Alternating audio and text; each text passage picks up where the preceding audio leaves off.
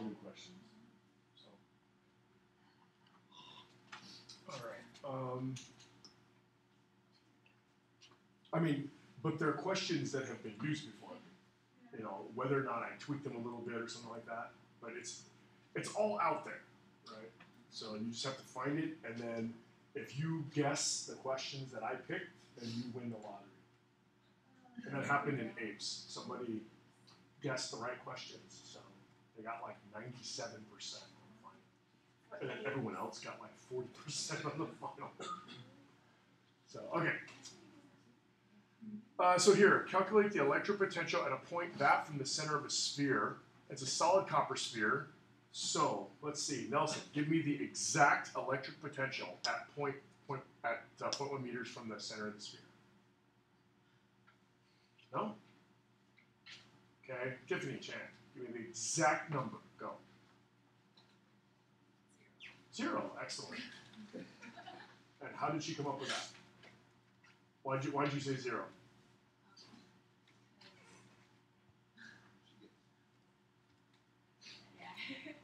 She guessed. And at this point, like if I ask you for an exact number that fast, it's probably going to be 0 or 1, right? Like some sort of whole number.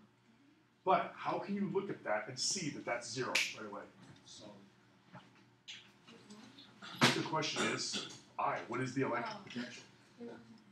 There was? Oh, I meant what's the electric field? Sorry. I was trying to say, what is the electric field at this point? Yeah, my brain was on another. So her answer's still right.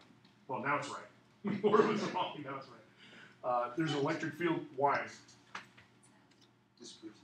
Because it's inside the sphere, right? Remember, charges are on the outside, so inside a conductor, there's no electric field. So, but there can be an electric potential. So we just have to use the electric potential equation. What? There's some KQ over R. Yeah. All right. So, what time is it? It's 8:20. Okay, we're at time. All right. So, if we let's see, do we calculate from the center of the surface? Did they use the radius of 0.1, or did they use the radius of 0.02?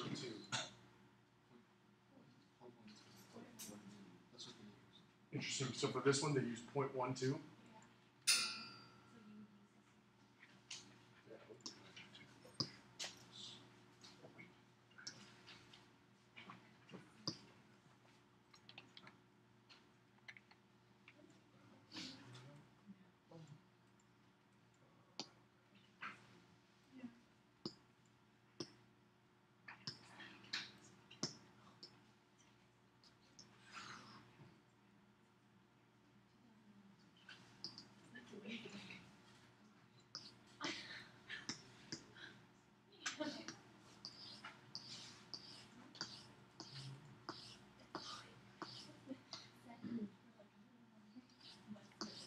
That one right.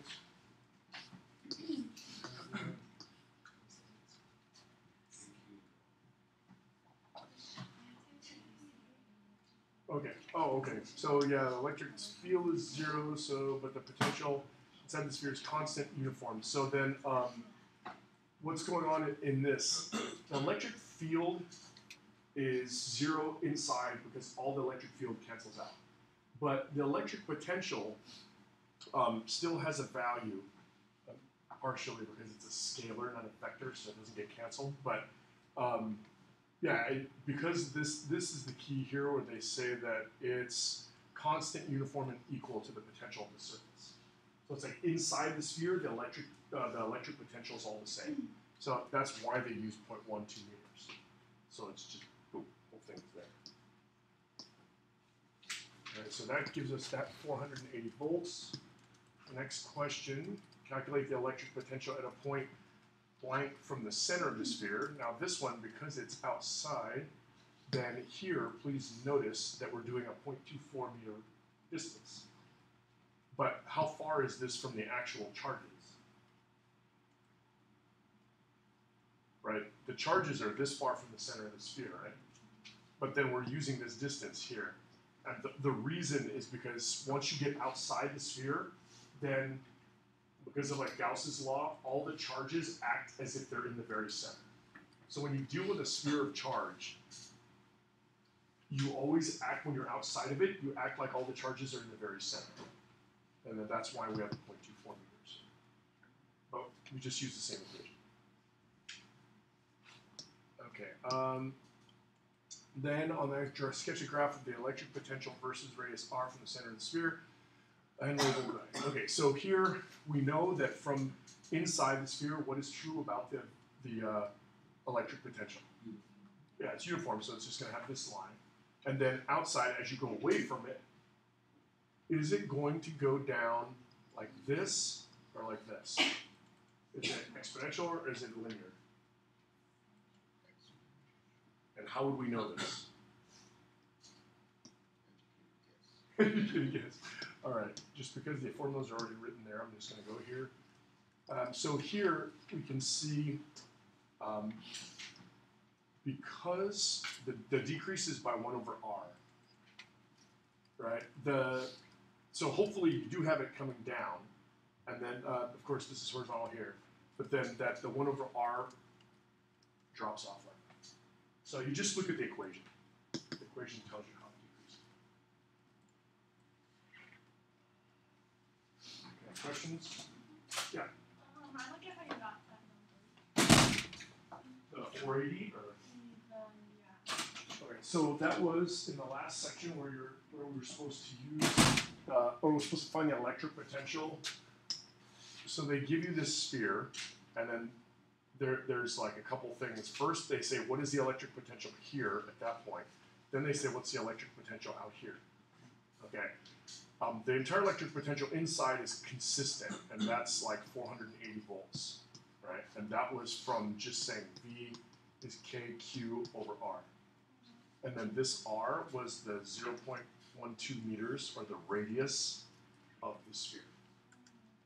All right, so it's just the charge, which they gave us, which is 6.4, whatever.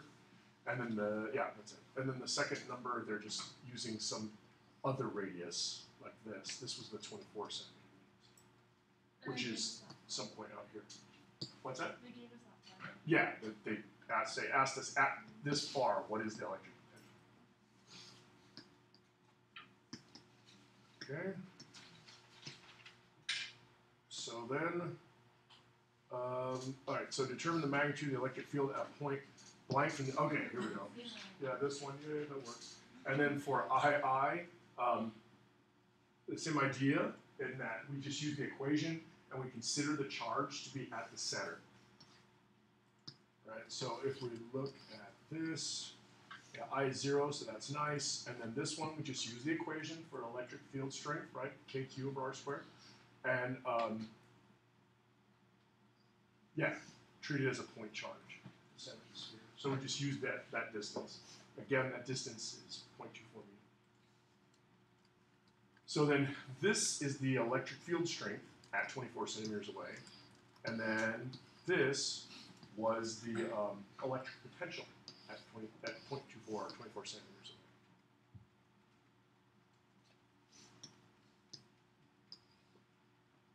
away. Okay, then D. A second copper sphere that is uncharged is placed near the first sphere, as represented. Okay, sketch the graph of the electric potential versus distance along the center axis. So, once again, this should be obvious when we go through here. What's that going to look like? Yeah, it's going to be a straight line, and then as it goes out, it's going to drop, right?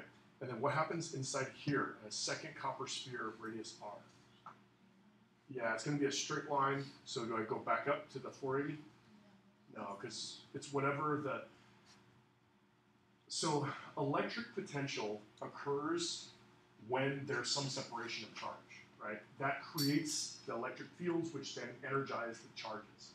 So the electric potential of this inside the sphere is a function of the electric field created by this.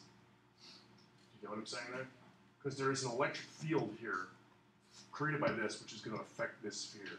And then, of course, going out, it continues to drop. So let's take a look and see if we were reasonably close in our logic. Yeah.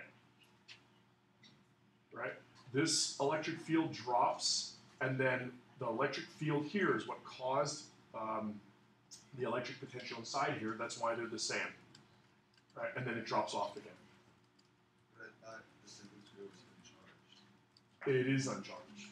Well, but like basically the metal just acts like a place where it's uniform electric potential inside. So rather than allowing it to drop off, it causes what does it cause? The electric field that's hitting that second sphere is actually moving charges. Yes. So if this thing, this charge is positive, isn't it?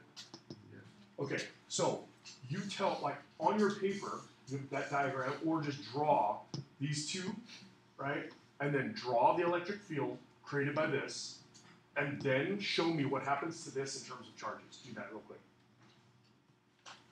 Show me what happens to the charges in this sphere because of this, because of that.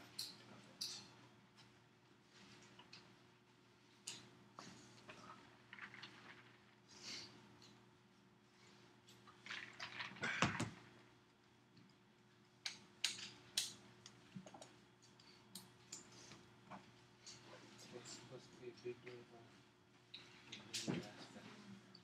Yep. Don't forget, today's the extra game, the big one, as they call it.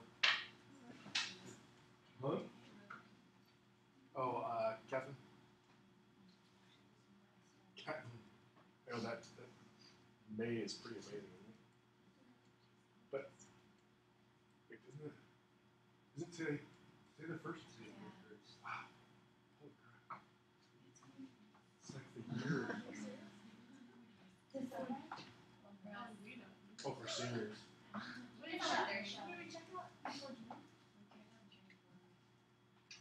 So you only have four less days than them, right? Because isn't it like you get out on Friday and they go Monday through Thursday, so 4 days.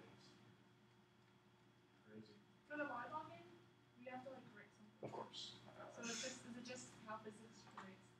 Yes. Is where did you see physics in the volleyball game? And you have to explain that. We have to do the whole game. Yeah, of course. How does the game end? I don't know. Volleyball games don't have set times. If we epically destroy them in 3, you could be done in 45 minutes. But the last time we played South Pass, it went for 2 hours and 15 minutes. And it was like back and forth the whole time. It's pretty cool. Wait, are you guys playing South Pass? Yeah. Yeah, this is if we win, then then it's a 3-way tie for first in the league. So Provo said we get a banner. But if we lose, then we're third. Sorry? No. Like a half a page. So like around 130. All right. Okay. So let's see. Who shall come up? Evan. Draw what you got. Wait, this one's positive, right? Yes, that's positive. Just draw the field, doesn't it?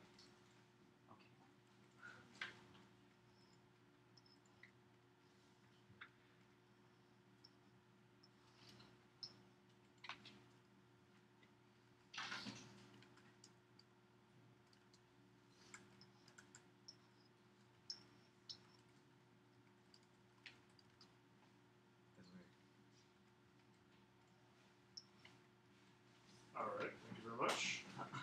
All right. Anybody else draw something like this? Okay. What does this indicate? It indicates this must have a plus charge, right? Because we have all these plus things coming off. And then this indicates that this has a what? A plus.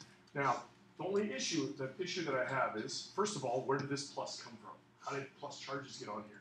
Secondly, if field lines bend like, and thank you for coming out, I appreciate that. So I hope this doesn't. But if field lines bend like this, why do they bend?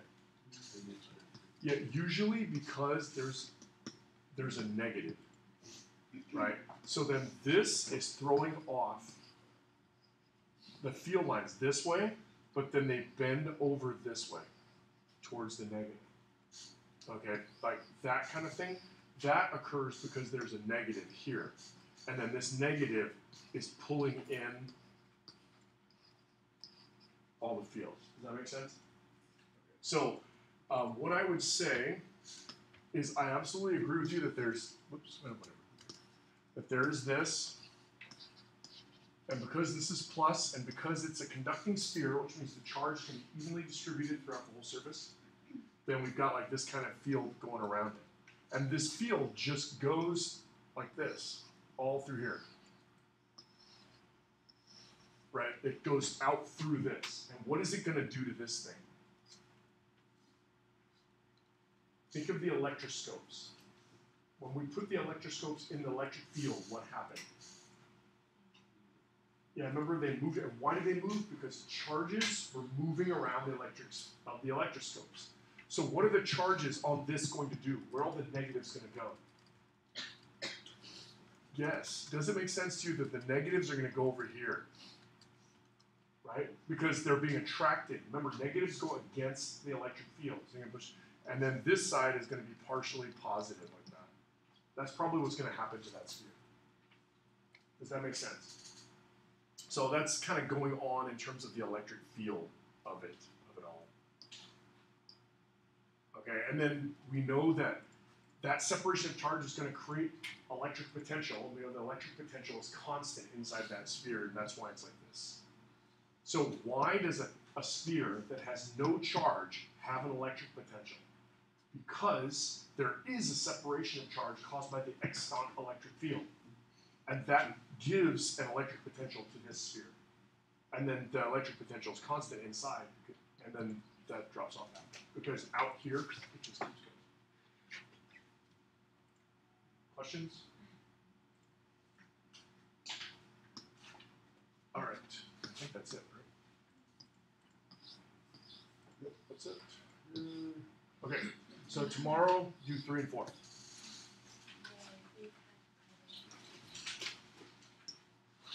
Page 40. No, we have time. What should we do? Bond together. Bond. Oh, you know what? I didn't give you a quiz on optics, so be ready for that tomorrow. There's a quiz on optics coming tomorrow. Quiz of 2011, 3 and 4. Yeah, 2011. Actually, I think we could do 3 problems, couldn't we? No. Well, not if we're gonna have a quiz. Okay. It's like the radar. Yeah, it's optics. Let's take a look at the optics question on here, if there is one. Yeah, go ahead. Is there one on here? No? Can we like review optics a bit, just so like, Hey, there is no optics on this one. That's just, ooh, you know what? That means there's going to be optics this year. Crap. they alternate? Yeah, it's kind of, there's like a pattern. Well, it just depends, right? Unless they realize, like, they're like, oh no, we're setting up a pattern, so now they're going to try to be tricky or whatever. In 2 years, this class is going to get cracked in half. You know how like physics C, the calculus-based one, there's 2 halves. There's E&M and there's mechanics, and they're 2 separate tests, and they're going to do the same thing to this class. So it's going to be like mechanics and waves is the first part, and then like thermo, electricity.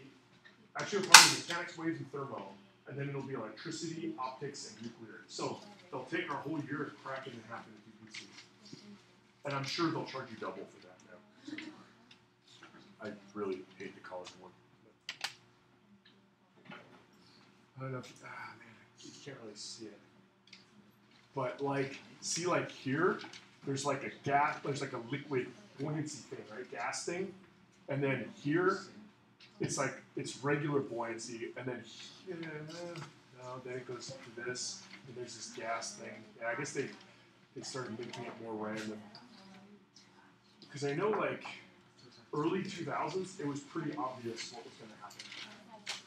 But, buoyancy, well, when that's the B test. And then this. Oh. So they like buoyancy. They always have like a nuclear problem that has some sort of atomic energy kind of thing. They always have a basic mechanics. Sometimes it's energy, sometimes it's rotation, but it's always basic mechanics. Then they have an electrostatics, some sort of induction magnetism, and then some sort of like fluid thing. They haven't had optics in a couple of years. Interesting. Okay. Oh, yeah, we're good. Wait, Mr. Blair, can you go over optics real quick? I didn't turn that